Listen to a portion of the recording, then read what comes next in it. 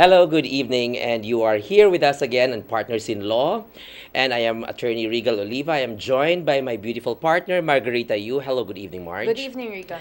And tonight, we will be discussing on salient features on penology, kaning pagpreso, no, og mga presohan nato. And tonight, we're joined in by one of the best professors of the Southwestern University and, of course, the University of San Carlos, handling criminal law.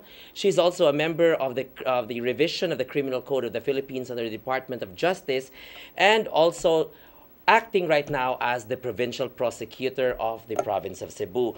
Good evening, Professor Pepita Jane Petralba. Good evening, Attorney And thank Oliva. you for joining us tonight. Dugay na kayo na to i-extend na tong invitation. Karon pa yun. Lagi, pila na ni katuig. Isa.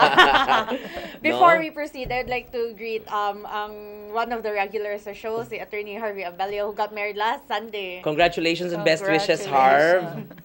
Oh, bitaw no, kami ni Marge was there. You're one of the bridesmaids, and we understand that Harv right now cannot join us. Kaya of course nag-honeymoon to. But soon, mubalik na to. Okay, we hope to see you again, Harv. We miss you.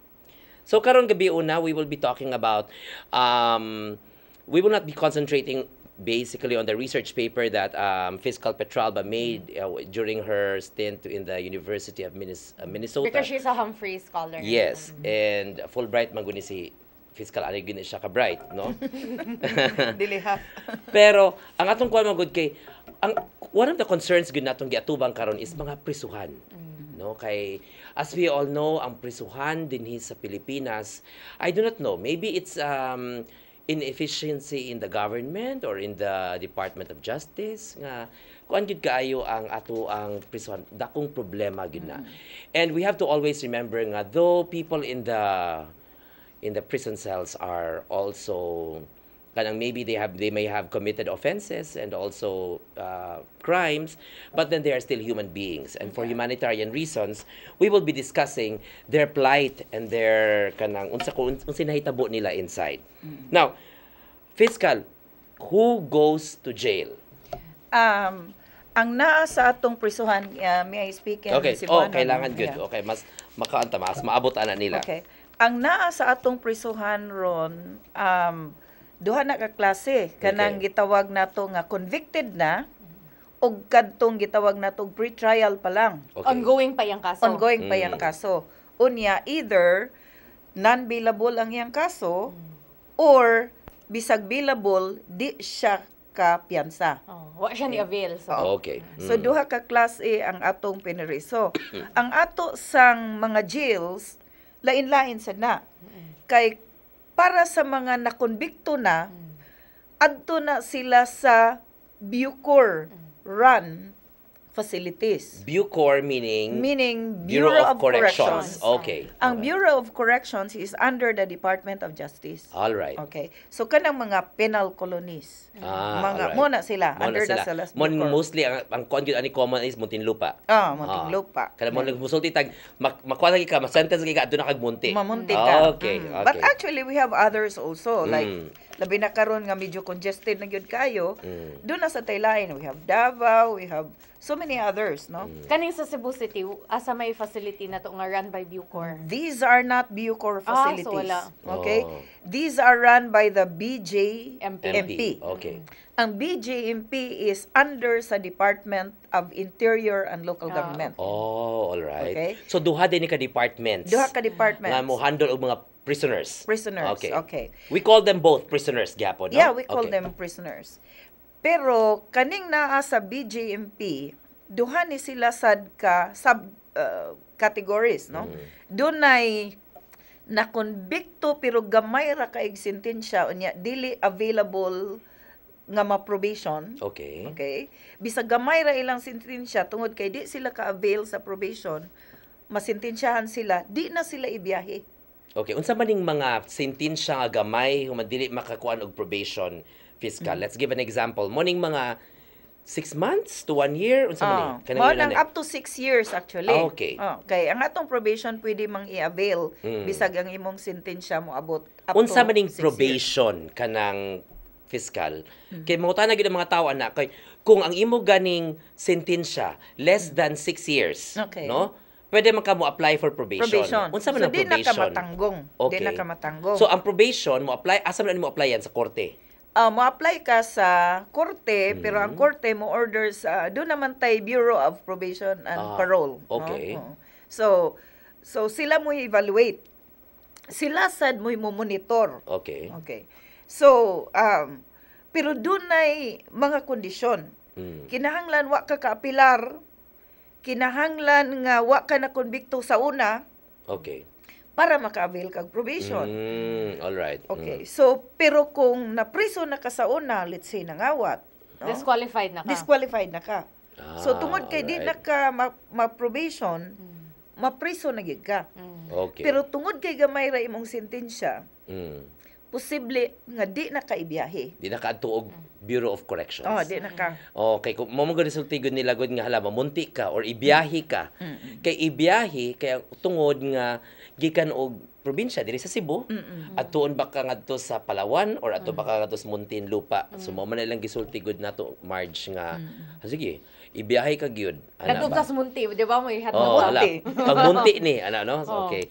So, mo na ang kaning kuan nato sa duha ka klase nga Yes. kuan. Oo. Prisoners Now. or detention kuan. Now, so karon kung ingon ta na convicted na ka, nya dili ka ka probation, mapriso gihapon ka bisag dili Bucor Run facility. Okay.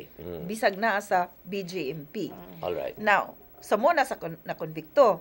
Sa wa makonbikto, mo na sila ang mga priniso nga naagsige pang naghearing sa ilang kaso.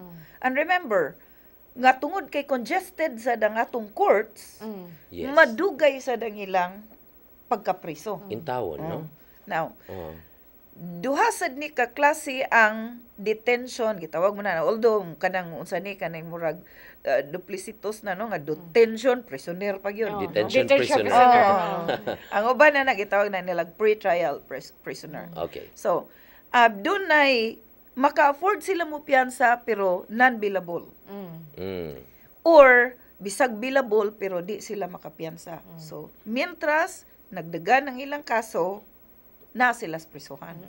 Muna ang atong mga piniriso sa BBRC o sa CPDRC. Ang BBRC, under na siya sa BGMP. Kanang CPDRC, dili na siya BGMP. Under na siya sa local government. Okay. Mo na Okay. nga ang province of Cebu, Mm. mooy nag-budget, nagpakaon Alright. sa mga gwardiya sa Sa CPDRC. CPDRC. Okay. Okay. So kaning atong mga dancing inmates nga world famous man ni sila, they are under the CPDRC. CPDRC. Okay, so it's a project of the provincial government. Nga nisikat yun yung taman, Oh di ba? yes. Oh, mao na nga, you know, the brother of the former governor nga si Byron Garcia was the one who was heading, no? Nag-spearhead, Nag-spearhead aning mga Brainchild yun niya. correct, aning project. Human ang akong pangutana ani fiscal kay daghan magud kaayo og mga detention inmates nato dinha karon nga nahuman na sila sa ilang possible nga sentensya, no? For example, dapat lang sila mapriso og 1 year. Human kitungod sa kadugay sa ilang pre-trial og trial, nahuman na sila, nahuman lipas na ang 1 year. Human napagyapon sila sa sulod. Unsa may Dili- atong buhaton ani? On the part of probably Pau or on the part The of lawyer who's handling the Oo, case. Okay. Pero kaniadto ang atong mga law schools, Mm. giapil na sila nila sa ilang legal aid program. Alright, No? So the law schools can help a lot in decongesting the jails. Yes. Labi na ni adto nga wala pa ning atong Republic Act 9344 wherein doon na pa'y mga minors usahay Nga masagol. sa karaan, Yes, sa karaang yes. panahon, no?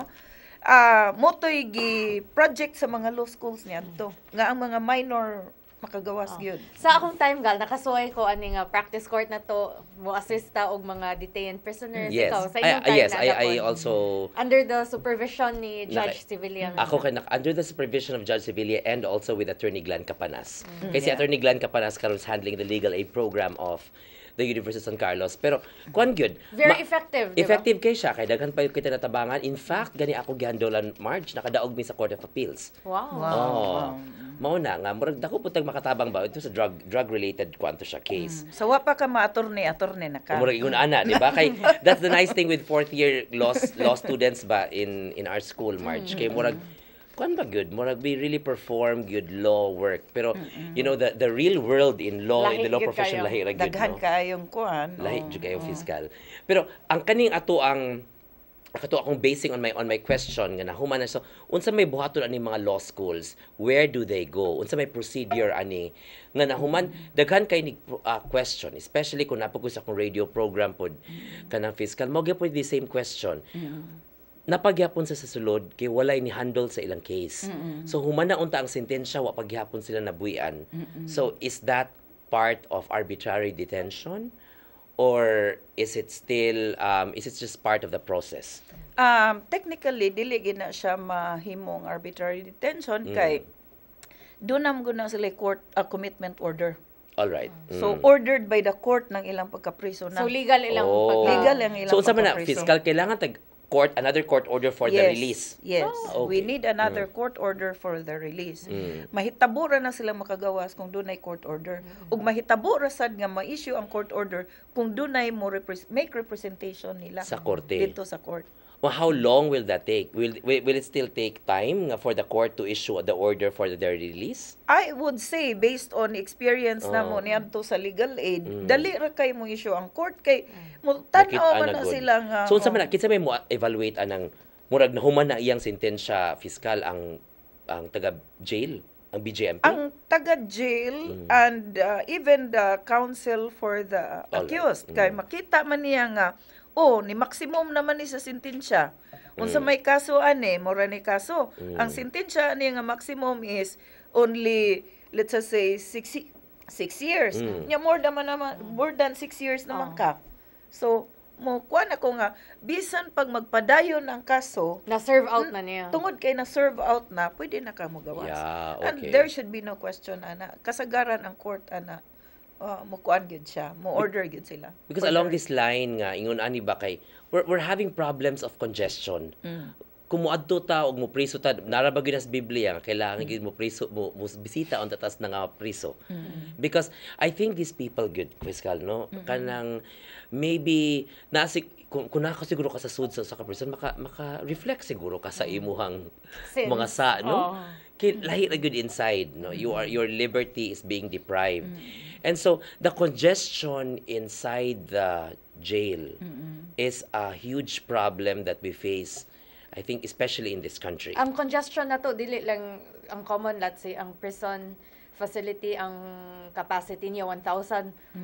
Ang but current capacity niya current 3,000, 4,000, di ba? More than double. Alarming kayo ba? But pag nadawat na nato sa kadugay. So what are we doing with that one? Sige, buhat. Fiscal? Okay, let in line with what your observation, Marge. Actually, according to one of the studies of Representative Mark Villar, no, it's more than 400% ang atong congestion. Wow. Yan na siya kagrabe. Okay. So, So this is average whole Philippines ni siya, yes. Fiscal. Okay. Oo. So, nganong nahitabo man nganong nahitabo man nga dunay congestion, no. So, first, katong imong mutubag sa ko sa imong pangutana nga unsay mga efforts Okay. nga gihimo in line with the ani nga problema to address this problem. Daghan kayo tang mga activities. Like I said, even the law schools are trying to be part of the solution. Yes. No? Unya, aside from that, recently, I think it was May of last year, ang Supreme Court ni pagawas og administrative matter All right. nga for crimes nga non-bailable or punishable with reclusion perpetua or life or even death under the old laws, pwede na mo petition for bail. Unya ang petition for bail summary Wow. in nature. Okay. So di ba niya to ang atong bail hearings? File pa yung Dugay motion. kayo kay Mm. part na gud siya sa atong evidence in chief, di ba? Mm. For the prosecution. Karon, Supreme Court said nga tungod kay constitutional right man nga atong gistoryahan, the courts are encouraged to conduct bail hearings in a summary manner. Effective May 1, 2014. Okay. Of course, ang thrust ana is mo lagi na maron masulbar ang congestion Okay. sa jails. That's one. Second, do you know that there is a law nga on recognizance nga kadtong mga crimes nga billable unya dili makapost og bail nga a public official pwedeng mahimong garantor Okay. sa usa ka tawo aron di na siya kinahanglan mo post og bail, recognizance na lang. And so who gives the order of recognizance? Gal, before we continue, we need to take a break. All right.